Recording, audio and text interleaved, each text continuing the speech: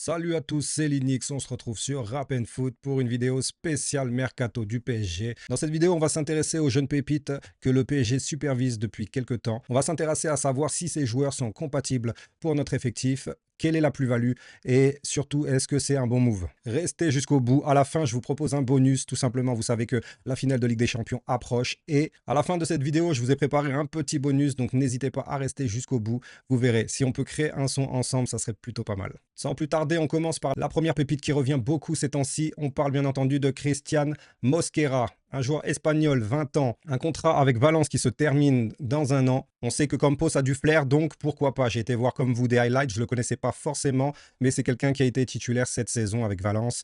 Une plutôt bonne saison malgré le classement de son équipe. Un joueur défensif assez polyvalent. On peut notamment le retrouver latéral droit. Il a déjà joué dans une défense à 5 même, dans une défense à 3. En conclusion, il sait un peu tout faire. C'est la polyvalence qu'on recherche chez nous. Je dirais oui. Il est estimé à 14 millions. Apparemment, un accord a déjà été conclu à hauteur de 20 millions si cela devait aboutir. Donc 20 millions, sincèrement, jeune espagnol, je suppose qu'il va bientôt être appelé. On peut tenter à ce prix-là. À ce prix-là, quelqu'un qui peut dépanner autant à droite que dans l'axe. On avait aussi Ordonez dans ce registre. Donc pour moi, ça sera un des deux. La piste la plus avancée serait apparemment Mosquera. Donc faisant confiance à Campos. C'est quelqu'un qui a de l'expérience en tant que titulaire, qui peut apprendre à Paris et se développer, comme l'a été Marquinhos à ses débuts. Rappelez-vous, on a été le rapatrié de la Roma jusqu'à chez nous. On a pris le temps de le développer et voyez le joueur qu'il est devenu. Donc Mosquera, une piste espagnole assez sympathique. On dit oui pour la première pépite. Deuxième rumeur qui se propage en ce moment à Paris, ça serait la venue de Rodrigo Mora. Un jeune Portugais de 18 ans qui vient de finir sa saison au FC Porto. Il a été prolongé récemment, c'est ça le hic. Donc 2030 son contrat, estimé à 21 millions, sauf que maintenant sa clause est montée à 100 millions selon les infos. Elle était de 70 juste avant. Je pense que le FC Porto veut vraiment assurer l'ancienne clause à 70 et que les manœuvres tournent dans ces eaux-là. On n'ira pas jusqu'à 100, on n'est pas fou quand même. Mais 70 déjà, c'est un gros pari. Donc sur ce transfert-là, j'y mettrai un bémol. Par rapport au prix, pas par rapport à la qualité du joueur. Désormais, on a acté notre mercato sur les pépites, la jeunesse, et ça nous a donné raison depuis l'année dernière. Il faut dire que renouveler l'effectif dans ce sens a du sens. Donc c'est un milieu offensif, assez technique, un très grand prospect au Portugal. Bon, plusieurs clubs sont dessus, mais j'aimerais pas rentrer dans cette surenchère. Dès qu'on arrive sur un poste dit offensif, que ce soit un attaquant ou un milieu, tout de suite les prix s'envolent, sans même qu'il y ait de confirmation de saison ou de top saison derrière eux. Et c'est bien dommage, mais bon, pour le club qui désirera l'avoir, je pense que ça tournera dans les 60-70 millions. À mon sens, c'est une trop grosse somme pour un jeune prospect de 18 ans. Même pour faire un comparatif, un Akliouche, un peu plus âgé, mais je n'y mettrai pas plus de 50. Faut vraiment pas rentrer dans le jeu des clubs qui sont vendeurs, mais non, à ce prix-là, moi je dis non. Dites-moi vous ce que vous en pensez, mais Mora pour moi c'est non parce que ça se luttera qu'à partir de 70 millions je pense. On enchaîne avec la rumeur actuelle et en ce moment, elle est apparue il n'y a pas longtemps, c'est Keita Kosuji, un jeune japonais de 19 ans qui joue, écoutez bien, à Djurgården. Alors je ne sais pas comment font les scouts pour arriver jusqu'à dans un championnat suédois, mais apparemment c'est un transfert en bonne vue. Je vais vous donner mon avis dessus. Bon, ce joueur Keita Kosuji, japonais de 19 ans, donc c'est une petite pépite. J'ai été voir des highlights, je ne vais pas vous cacher, je ne le connaissais pas. Forcément, dans les highlights, on voit les meilleurs passages et c'est intéressant, mais ça vaut clairement pas une concurrence à Nuno Mendes. Il est estimé à 2 millions. Bon, je pense que c'est un accord qui peut se conclure entre 5 et 10.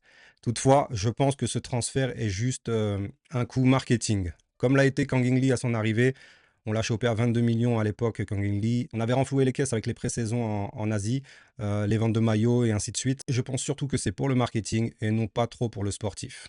Je ne vois pas ce joueur concurrencer Nuno Mendes, le mettre en difficulté. Pour moi, c'est non. Mais ce sont les rumeurs du moment, donc on en parle. Qu'est-ce que vous en pensez, vous? Je pense largement qu'on peut aller chercher un top latéral gauche pour vraiment concurrencer notre Nuno officiel. Et voilà, passons sur Kosuji. Le prochain, c'est Mastantuono, un petit Argentin de 17 ans. Oui, vous écoutez bien, 17 ans. Donc on va aller chercher au berceau. Là, en Amérique du Sud, ça se passe comme ça. River Plate, un contrat pour l'instant qui se termine en 2026. Il est en discussion avec une prolongation, bien entendu, pour mieux le vendre. Il est estimé actuellement à 15 millions, mais vu que je pense qu'il prolongera, c'est un transfert qui pourrait avoisiner les 40 millions, je pense. Beaucoup de clubs sont sur lui. J'ai été voir quelques highlights. Il est intéressant, un milieu de terrain technique et percutant comme on les aime.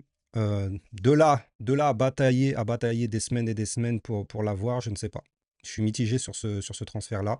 Regardez ses dernières stats, hein, c'est quelqu'un qui joue. Hein, surtout sur les derniers matchs, il a de très bonnes performances. Regardez des notes à 8,6, à 8,8, à 7,9. C'est un élément essentiel pour River Plate. Donc de là à voir. Moi, en fait, dans l'idéal, ça serait vraiment pour concurrencer nos milieux en place actuellement. Donc des petits jeunes, oui. Mais n'oubliez pas que c'est pour les faire progresser, c'est pour prendre le temps avec eux. Il ne faut pas qu'ils s'estiment en haut de l'échelle avant même d'y avoir touché. On a raison de se positionner sur les pépites du moment, même si j'estime qu'en France, il y a de quoi faire. Là, ça serait un Argentin. Donc du coup, le côté extra-communautaire aussi à voir en question. En tout cas, il fait partie des rumeurs des joueurs les amenant au PSG pour la saison prochaine et même là, d'ici peu, pour la première fenêtre de tir avant la Coupe du Monde des clubs. Voilà, en fait, n'oubliez pas aussi que dès que les rumeurs seront, disons, officielles, je détaillerai beaucoup plus. Et on va arriver sur le dernier joueur qu'on a pisté pour aujourd'hui. Il s'agit de Andrija Maksimovic, un joueur très jeune, encore une fois, 17 ans, futur pépite de Serbie qui joue actuellement à l'Étoile Rouge de Belgrade.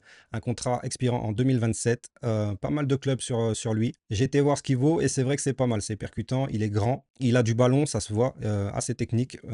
Pour moi, de toutes, c'est la piste qui me hype le plus. Maksimovic, estimé à 9 millions actuellement. On peut l'avoir à un très bas prix. Ça reste l'Étoile Rouge de Belgrade. Ils n'ont pas l'habitude de vendre leurs joueurs à 50 millions. Cette petite pépite, je pense qu'on peut l'avoir à 20, clairement. Et lui, je dirais oui. Un bon milieu qui sait se projeter. J'en ferais bien une doublure à Fabien Ruiz. Sincèrement, il est dans le même style. Et avec un peu d'expérience, il peut atteindre un très très bon niveau. Donc pour moi, Maksimovic, je dirais oui. C'est une piste assez avancée. Je pense que ça peut se faire, réellement. Allez vous renseigner. Je reviendrai dessus si les choses sont officielles, bien entendu. Mais en tout cas, ça reste une très bonne pépite. Voilà, aujourd'hui, je voulais voir ces 5 joueurs avec vous. C'est les pépites, c'est les rumeurs qu'on entend actuellement. Dites-moi ce que vous en pensez en commentaire. N'hésitez pas à me like et à me suivre, ça fait vraiment plaisir. Depuis que la chaîne a commencé, il y a un tout petit peu plus d'un mois, j'ai beaucoup de bons retours, de bons commentaires de vous et je vous en remercie. En espérant que le PSG fasse le match de leur vie, que les planètes s'alignent, que les étoiles brillent. N'oubliez pas ma vidéo bonus. Je vous donne rendez-vous tout de suite pour un format interactif. Est-ce qu'on va essayer de faire un petit son ensemble? Venez, let's go! Salut à tous, c'est Linux, on se retrouve sur Rap and Foot pour un putain de concept, vous le savez, ce week-end c'est la Ligue des Champions, c'est la finale, c'est notre PSG en finale. Et comme je les vois gagner, j'ai envie d'anticiper le truc et de trouver une petite trend, un petit format TikTok ou je ne sais quoi, trouver une petite gimmick pour faire tourner ça sur les réseaux directement. Et j'ai trouvé une petite instru sympathique. Dites-moi ce que vous en pensez, dites-moi vos idées en commentaire et je vais m'inspirer de ça pour créer un petit truc. Bien sûr, ça sera dans un studio professionnel. Là, c'est que du brouillon. On écoute l'instru d'abord.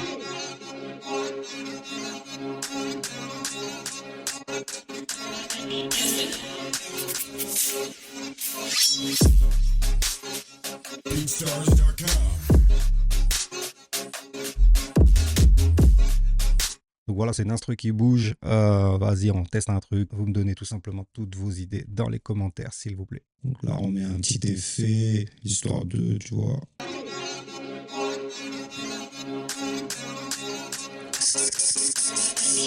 Linux. Ah ouh!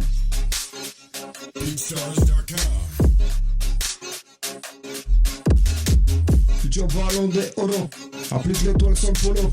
Ici c'est Linux, c'est Bali, ah on fait les robots. J'suis comme d'un bouse, un putain de taureau, j'me bats les coups pour putain de follow. Donnez-moi en bas toutes vos idées dans les commentaires. On t'a dit, OD 10. Ousma.